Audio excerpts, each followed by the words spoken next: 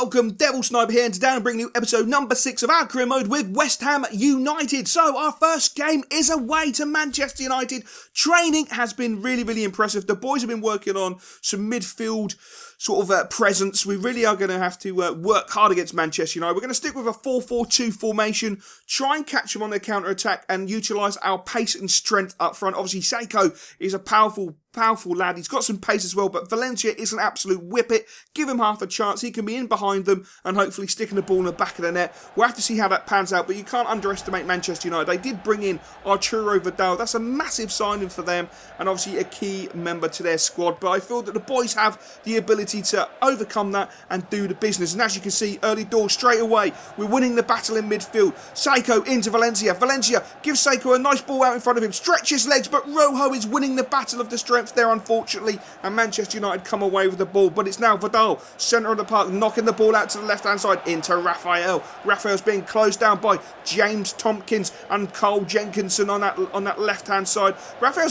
doesn't seem to be going anywhere. He's been such man-marked so well, but was that a failing elbow there? Looked like an elbow there from Rafael. Jenkinson hit the deck quite hard. The corners to Manchester United, played into Rojo. Nice little back heel from Rojo into Fellaini. Fellaini squares the ball across to Wayne Rooney. Rooney trying to make some space, feeds it into Van Persie. Van Persie with the drag back, looking to make some space, has the shot, it ricochets up and Wayne Rooney has just missed an absolute glaring sitter. Heads the ball over the bar. Great save there by Edman. He could not be any fault if that ball had gone in, but Blind with a nice cross and West Ham are coming away with the ball. Great defensive work by West Ham at this moment in time, and they are now up on the left hand side. Nice little throw in into Matty Jarvis. Jarvis looking to go down that left hand side, cuts back, plays the ball into Valencia. He's got time, he's got space. Oh, that was a great effort there, but David De Gea was equal to the situation, and again United coming straight back at West Ham. The ball's played into Van Persie. Van Persie with a cross, but Adrian spotted the trouble, came out and gathered the ball in a solid fashion. He's been so solid all season long for West Ham. Even at this early stage, he really has been an important and integral part to the West Ham team. We're going in at half-time. Manchester United nil, West Ham nil, and I think West Ham would be quite happy. They played the better football at times, but Manchester United just overloaded with pace when they went forward. But speaking of pace, Alexander Song playing the ball into Sacco. Sacco trying to stretch his legs, but he's being man-marked by two players. He's having to cut back, but he does a nice fake cross to bring the ball back. The cross goes in. Unfortunately, no one read the situation there, and it is absolutely wasted. And it's United back on the counter-attack. Rooney gathering the ball, plays it straight across into Fellaini. Fellaini has to strike. It comes off Adrian, and it's in the back of the net. Not sure what Adrian was doing there. That was a bizarre sequence of events there. Nice ball across from Wayne Rooney into Fellaini. It looked like Adrian, it came off his ankle, but for some reason he was jumping up. I'm not quite sure what triggered that event there from Adrian, but that's a strange one. He looked to move forward, he stopped, he sensed that the ball was going to come low, and then he jumps. I'm not quite sure what happened there. I think that was a savable effort, and that has to go down as a mistake by the West Ham goalkeeper, unfortunately. A big mistake at a crucial point during the game. But it looks like the West Ham manager's making some changes. Noble has gone off. Slight injury, we're understanding. Calf injury. Zarate has come on. Seiko has gone off. Again, this could be an injury. We're not 100% sure. He was hobbling, and they brought on Morrison. And, of course, Alexander Song has gone off for Kare, who's come on to give a little bit more strength, power and pace in that West Ham midfield. And speaking of Kare, he's picking up the ball, plays a delightful, oh, he's wasted the possession there, unfortunately. But Rafael Morrison trying to get the ball back. Again, it looked like a Manchester United elbow swung at Rafael Morrison. Unbelievable. And United are set to make a change, bringing on Falcao of all players for Wayne Rooney. But it's West Ham on the attack. Zarate opened his body up. Oh, that is a sensational shot just over the bar. If he starts scoring goals, I think he will score quite a few. That was a beautiful shot, but was not meant to go in. Unfortunately, the result finishes Manchester United 1, West Ham United 0, and it's now time for my man of the match. Not the greatest result in the world, not the result we were looking for, obviously, but yet again, Tompkins shows why he should be wearing the England national shirt. The result doesn't reflect the hard work the whole team put into the match. And yes, we did lack a little bit of guile and magic in that final third. We were a little bit, we were just lacking, which was really frustration. But at the back, we were solid. Tompkins led the line like an absolute lion. He was fearless in everything he did for those 90 minutes. He showed just more than his fantastic ability as a centre-back. It showed he can be calm on the ball with quality distribution. It was great to see him pick up his second Man of the Match award this season. A great game by Tompkins. I just wish we got the result his performance deserved. Game statistics, 90 minutes played, 7 tackles completed from 9 attempts. Obviously he had crack at 10 passes and completed 7, and faithfully he was not booked during the match. But it was a great game for Tompkins. I just wish we could have had that little bit more guile up top, but there you go, that's football at the end of the day. So there we go, back in the office, and my first email of the day is from Kevin Nolan. He's not happy. I think we all knew this was going to happen.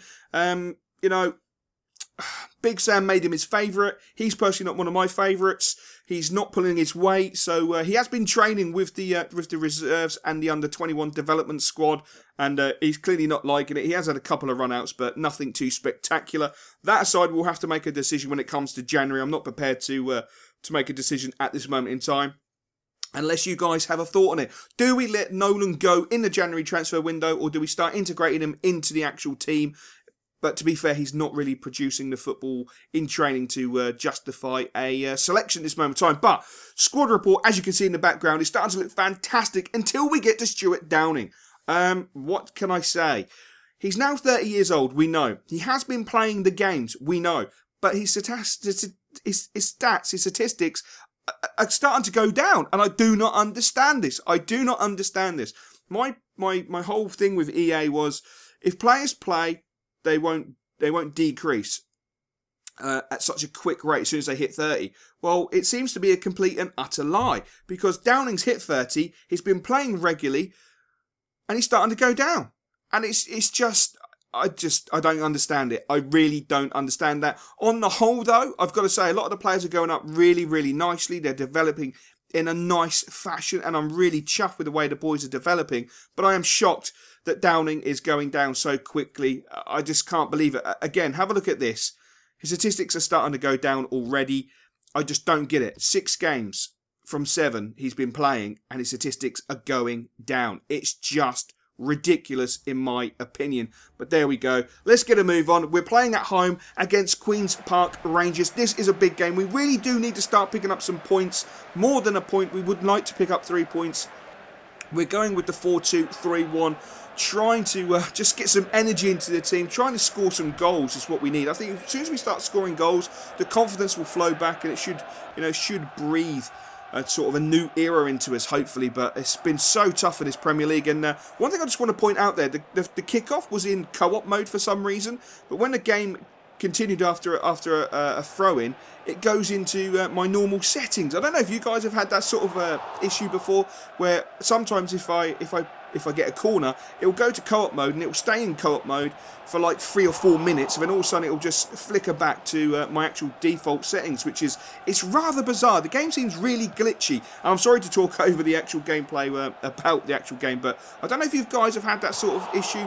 I've had it where only my goalkeeper can take free kicks and corners in career mode matches and on Ultimate Team as well. It seems like there's a few issues, I would say, with the actual game. But not speaking of issues there, what a manful tackle there by Kare, going straight through Hoylett. Absolutely massive tackle. The boy he's just an absolute tank. He is fearless, absolutely fearless, going straight through Hoylett like an absolute boss. But Zarate picking up the ball there. Has to be a free kick there, referee. Zarate getting manhandled. And if you haven't got your tickets for the away game, remember to go online, get your tickets. We're playing away to Burnley the 7th of October. It's a 3 o'clock kickoff, so remember to go and get your tickets for that game. We want as many Hammers travelling for that match. Nice short free kick into Song. Song playing it into Downing. Downing is just taken out by Vargas. That's a disgraceful tackle.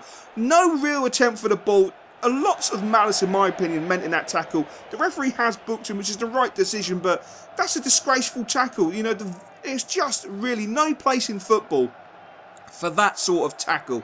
Really disgraceful. But Downing with an opportunity to stick the ball in the net, and unfortunately just puts it wide. A fantastic free kick effort there by Downing, and that will bring the conclusion of the first half. We will go into half time. The scoreline: West Ham United 0, Queen's Park Rangers 0, and hopefully the second half will improve, because it wasn't an exciting first half. Both teams really negative, standing off each other, looking pretty scared to not to lose the game, which is not what we want at this early stage in the season. And Tompkins Lezz going toe-to-toe there with Charlie Austin, manhandling him, but QPR cannot capitalise with the free kick, and that forces us into an early change.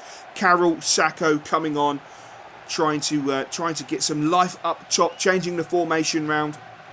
The ball spread out to that right-hand side, into Sacco. We're into the 4-3-3 formation. Looking to open his legs up. Cuts inside. Great play. Tries to square the ball to Noble. Noble didn't realise the situation, and unfortunately it comes to nothing but. Zarate playing a beautiful ball into Winston Reid, of all people, up top. Into Song. Song back into Winston Reid, who's pushed up. Into Zarate. Zarate trying to make the space. Oh, it looked like Winston Reid was too scared to have a shot there. He should have had a crack. He was in good position, but unfortunately he doesn't.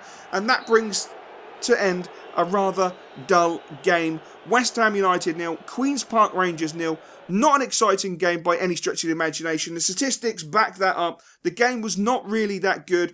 The domination of possession was by QPR, but it was just generally a pretty poor game. So my man of the match award will go to Kare. Yes, for the tank. It has to be the tank. We're probably still only seeing about 60% of his ability. Once he's, 100% fit and adjusted to the Premier League, he's going to be absolutely sensational.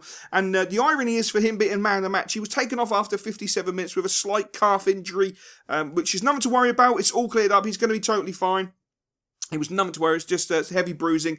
And for those 57 minutes, he played everybody off the park today. Quality passing, great engine to cover so much ground. And as I say, he was fearless in attacking, in tackling, hence that booking. A great performance all round, and by far the best player of both teams on the pitch today. Game statistics, minutes played 57. He had attempted 9 tackles, completed 8, 15 passes, completing 11. And he was actually booked, even though it does say no there. I'll have to have a little word with my D, but yes, he was actually booked.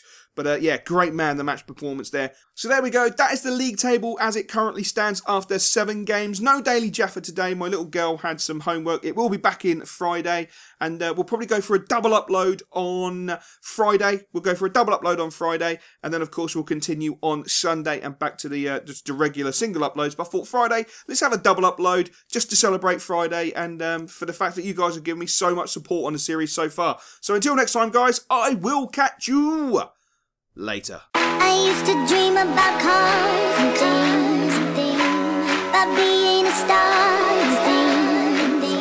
I thought that